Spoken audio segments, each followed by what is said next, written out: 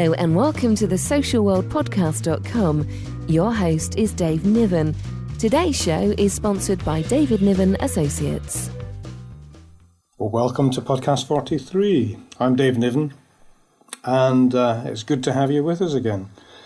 Today, I'm going to be talking to Ruth Smith, who's the editor of Community Care magazine, which is a specialist in-house magazine that covers all aspects of social work and social care. Now, Ruth's the content director, she calls herself, essentially the editor of Community Care, and it's won many awards, and she's responsible for all the content and the digital products that go across Community Care. But she's also been there for 3 years, and she's got a very good idea of the landscape of social work, and so it's a good angle to look at the profession from. So she talks about the experiences they've had there. It talks about the differences from paper, going from published paper to online, which just happened as she assumed the editorship. But she also talks about the quality of social work. She talks about the landscape of employment. She talks about the recent investigations and how proud she was of some of them, how they're in the third year of looking at a major investigation into violence against social workers, and still the reluctance of employers to investigate the majority of these episodes. So there's an awful lot that she covers, as well as her pride in some of the things that Community Care has managed to achieve, and the challenges that she sees not only for the magazine and journalism covering social work, but also the whole social work kind of checkerboard, if you like, at the moment, the way that the world looks at social work. So it's a fascinating angle to look at it from the journalist's point of view. And so I commend this interview to you. But just before we get there, I also want to just say thank you to yourselves. Whether it's on Twitter at Dave Niven, whether you download this from the website, the socialworldpodcast.com, or whether you go to iTunes and download it from the iTunes store of podcasts, which people are increasingly doing, or Stitcher or Podfeed, any of these places that this podcast's available. I mean, I'm very excited about podcasting. I think I've made that clear over the last year. And I'm very excited to be in the vanguard of podcasting. It's a marvelous new way of communicating with people and getting all of your listeners' views back to me, and ideas, new things, challenges, critique, of course. So keep it coming, please. And well, let's have a listen to Ruth Smith. Let's have a listen to her interview that I did, and I'll have a quick word with you afterwards. Okay, I've got Ruth Smith with us today, folks, editor of Community Care Online. Very well, welcome to you, Ruth.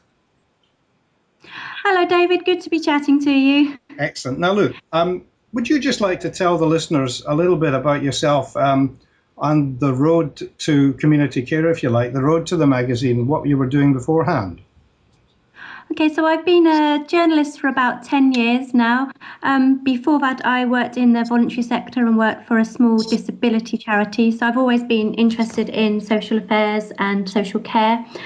I first had my first reporting job just after little Victoria Climbié died, and so that was the one of the first jobs that I reported on, and it was after just as the Every Child Matters green paper came out to look at trying to get social work and education and health to work much more closely together to stop children slipping through the net. So I guess I've covered a lot of the big child protection cases and adults over the years. I've been a reporter, news editor, features editor, and then I became editor of Community Care at the end of 2011, just as we closed print. So I made the journey from print to online, and I won New Editor of the Year at the PPA Awards last year for that work.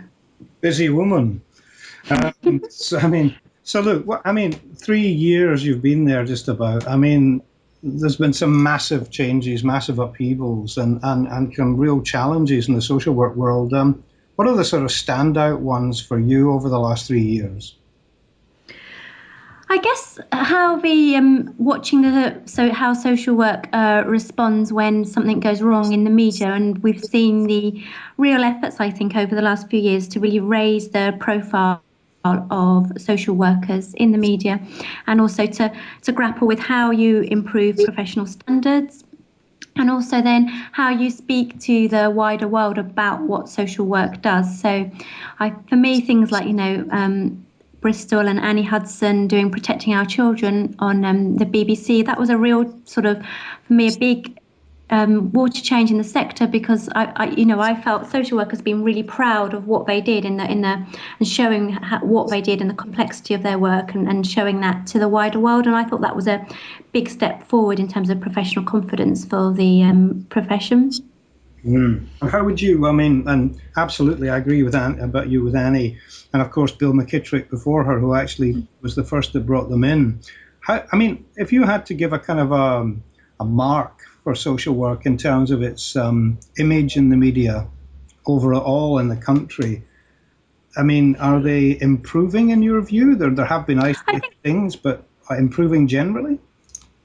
I think they are improving, and there's a lot of work going on. I still don't think as a profession that they are as confident and in the sort of broader media as say doctors or police or sort of health professionals. And I think that's something that as a profession we need to together get much better at tackling, because I just still think there's a bit of a misunderstanding about what social workers do. And I think the more you can help the wider public understand the complexities of social work, both in adults and children, the better deal the whole profession is going to get. Now, community care has got a strong kind of profile online, and you cover an awful lot of stories, on a daily basis.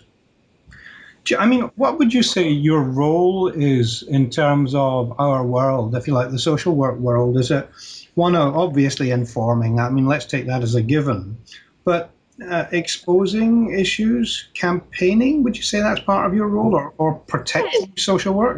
How would you sum up the different headings? For me, I guess, but the thing that when we moved from print, traditional print publishing is very different to online publishing. So in the old-fashioned world of print, an all-powerful editor would decide what the front cover was, what the lead news story was of the week, and you'd serve that up, and then you'd leave it alone for another week, and people might write to you. But now I guess with online, it's much, much less hierarchical, and it's much more bottom up. So our job is really to create a space that's completely independent, but a space for social workers to raise their issues and tell us what's important. And I guess a really big change for us is with online, you have metrics.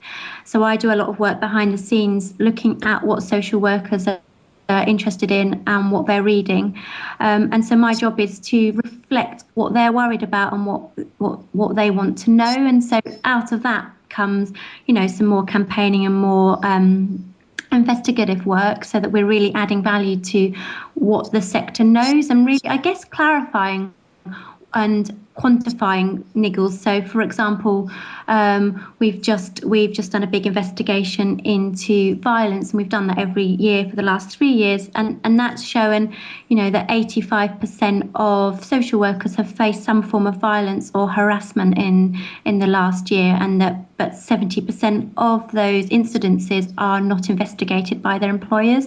And that's an example where we know from social workers that that's a real challenge in their day-to-day work, but actually it's not been taken seriously enough and is almost accepted as part of the job. So in that, we're doing an investigation, we're quantifying what's going on, and then we can highlight some of the things that needs to change. And we do that with all sorts of subjects, from hot desking, levels of stress. We did a massive investigation with the BBC around what was happening with the closure of mental health beds, and we proved that we showed how many beds had closed, that there was a shortage of beds, and that approved mental health professionals weren't able to place people who are in very, very great need and distress near to their home, and that was compounding the distress. There's so many hidden things. Within what you've just said there, the violence side of it, I remember very well from well, from all the years I was in practice, and certainly when I was involved with BASWA, I remember there was one year where more social workers were killed in the line of duty than police officers. And I think people don't realize that. People don't realize the kind of the dangerous situations that some social workers just have to live with day to day. Would you say that's fair? No, absolutely. I think it's massively underreported, and people just don't realise. And I don't think social workers, well, what social workers are telling us is that they don't get enough training and support to deal with people who can be really violent and aggressive.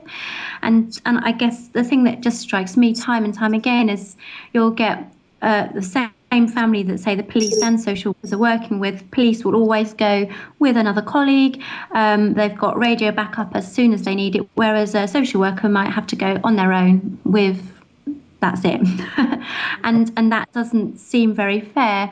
So we're asking them to go into very risky situations, and the stats showed that actually that risk is pretty awful, and they're getting, attacked with things like garden forks and, punched, verbally abused, and that's just unacceptable.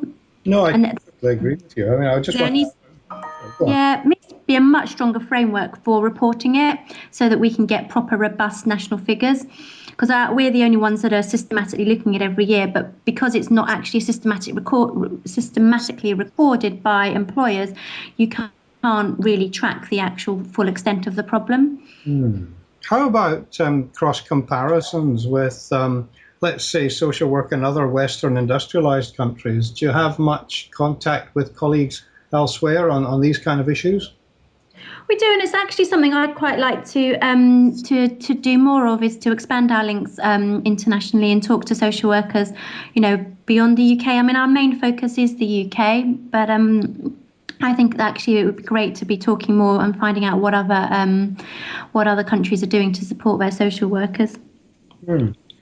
How about the relationship? Because you touched on that earlier on. I mean, between journalists and social workers, because I mean, we talked about image of social work in the media, but I've always stuck to the point of view, that we really need to look at the two different professions understanding each other better. Now, okay, community care is in a position that it sort of does because it specialises in working with social work and social care.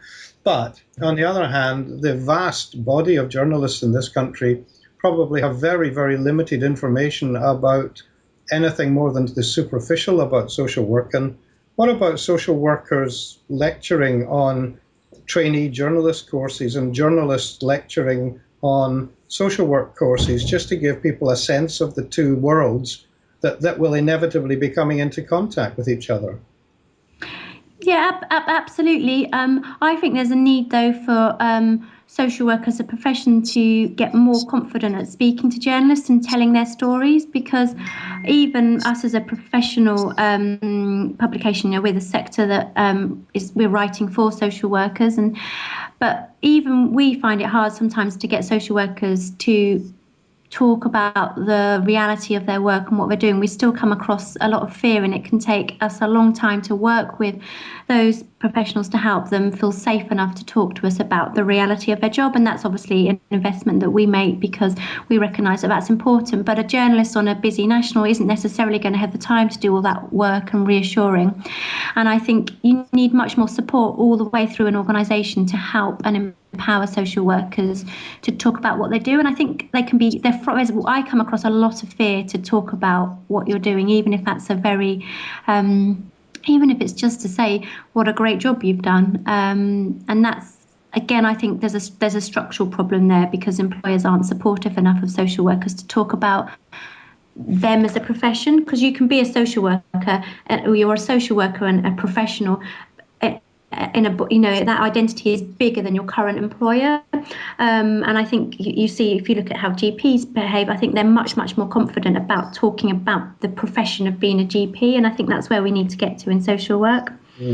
You're preaching to the converted, Ruth. I think and we're about to launch an initiative soon with myself and the British Association of Social Workers on that very topic, so I'm very glad that you're kind of in concert with it. That really helps, if all the people who've either got influence or actually are the shop window in terms of the profession, it really does help to actually have that universality of kind of purpose.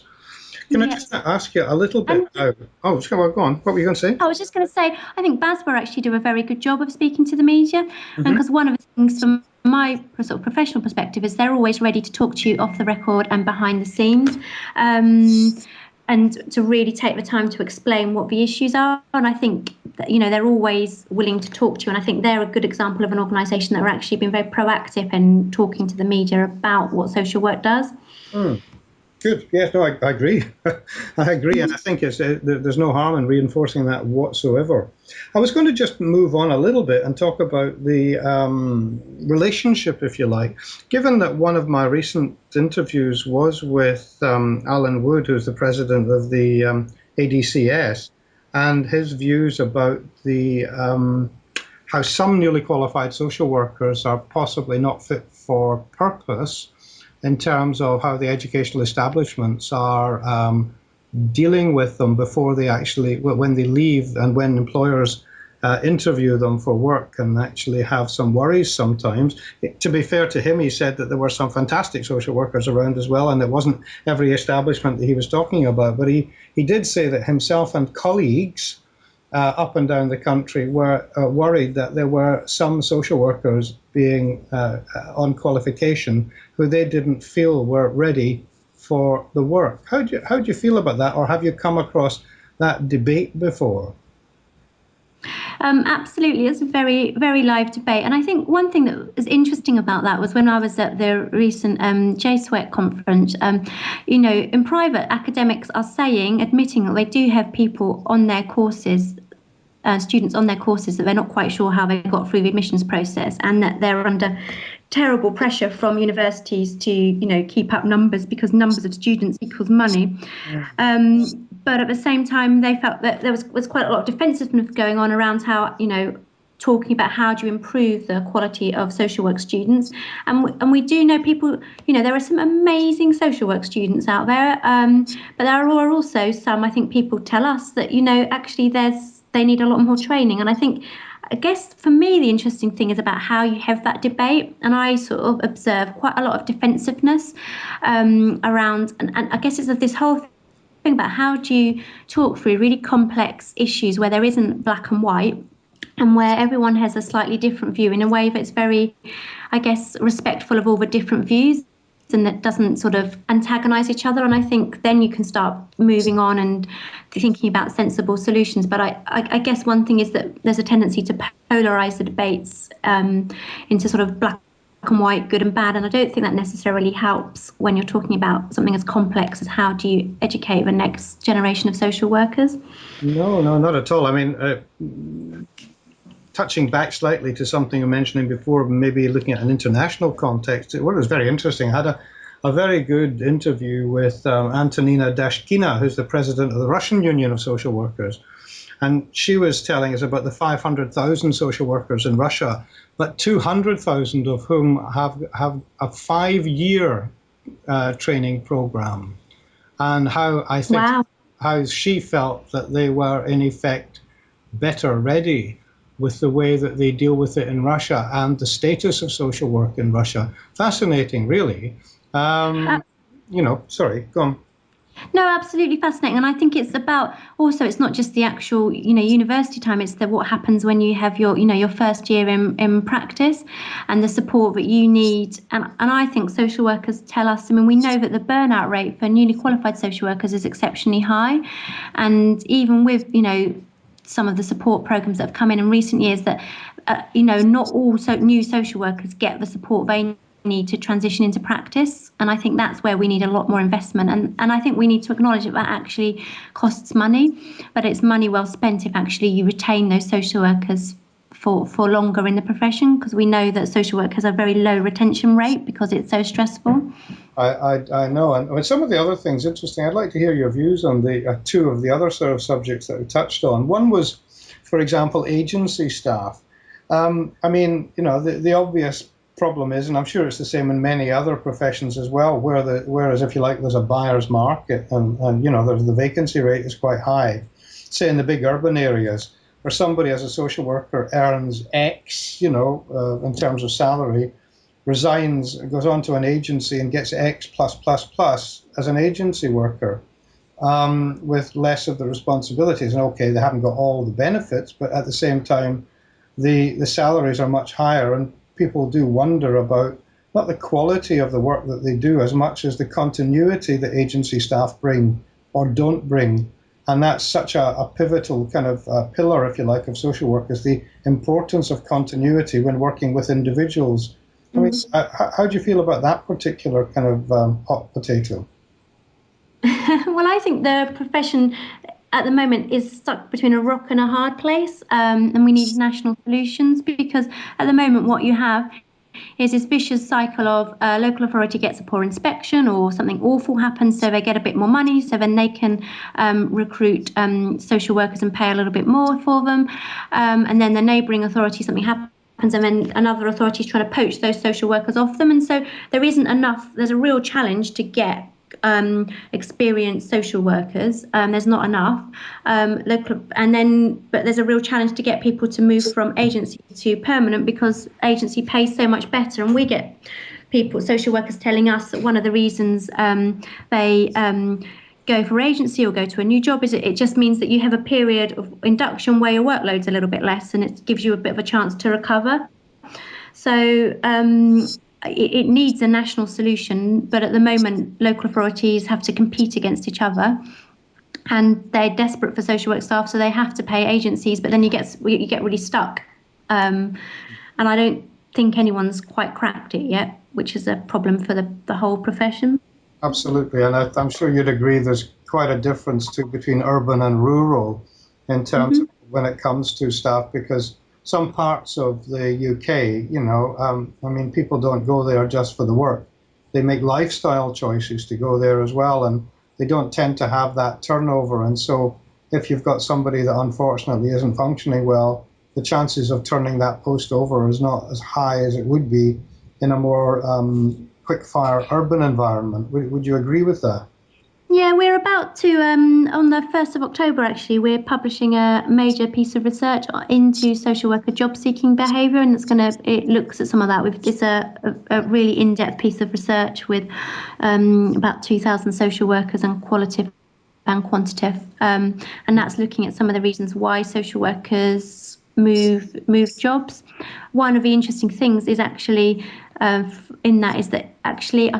about a quarter, I think, are saying that even if they've got a job, they'll actually say no, which is quite interesting. So they go through all the process of applying, and then actually when they find out a bit more about the post, or the experience of being recruited isn't great, so they then change their mind. So that's interesting. But that research, we're just at the moment sort of digesting it all, is going to give quite an in-depth insight into all of those types of behaviours. That sounds good. That's publishing in October, is it? 1st of October, yeah. It's got a strict embargo on it, so I was limited, but it's we're looking at it at the moment now. I'm doing a lot of work on it behind the scenes, and it's really, really interesting around what is driving job-seeking behaviour amongst social workers, and what the sort of difference between agency and permanent staff, and why some people go for agencies and why they might change to permanent. No. I mean, look forward to it. I mean, that's something I think that people will be pretty interested in actually looking at, because it does tend to become. It's one of these subjects that's terribly important, but doesn't often get a huge exposure. It sounds like it's going to be a good read. Let me ask you one other thing, Ruth, here about the actual quality of social workers, because just in your view, I mean, Alan Wood made the point when I interviewed him, but I've heard it elsewhere as well. Many people are now increasingly feeling that social workers are not doing social work. They're not actually performing what they either signed up for or what the profession feels that should be their task.